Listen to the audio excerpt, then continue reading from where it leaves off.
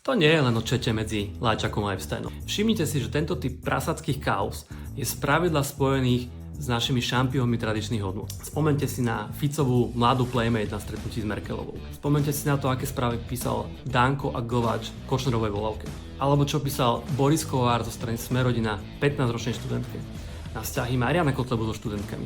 Na záhadný kondom, Viagru a cash, ktorú našli v aute vtedajšieho ministra Jana Richtera. A tak ďalej, a tak ďalej. Zaujímavé je, ja poznám veľa ľudí z prostredia PSK, mám tam veľa kamarátov. Spravidla žijú konzervatívny a rodine založený životný štýl.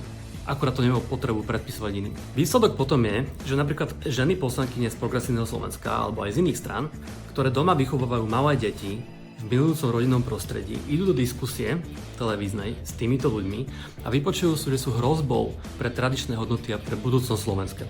A často to počujú od tých istých uslintaných poslancov, ktorí im v zákulisí dávajú opozná sexuálne náražky alebo návrhy. To spýtate hocikoho, kto sa pohybuje v prostredí Národnej rady. Ja si myslím, že toto by nemalo mať nejakú ochranu, akože súkromia alebo diskrétna zóna.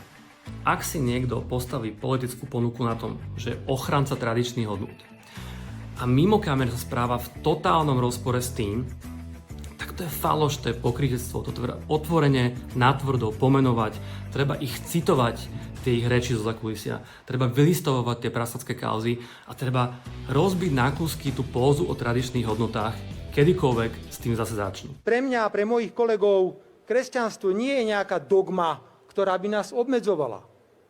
Ale naopak chcem povedať, že pre nás je to niečo, čo nazývame elementom normálnosti.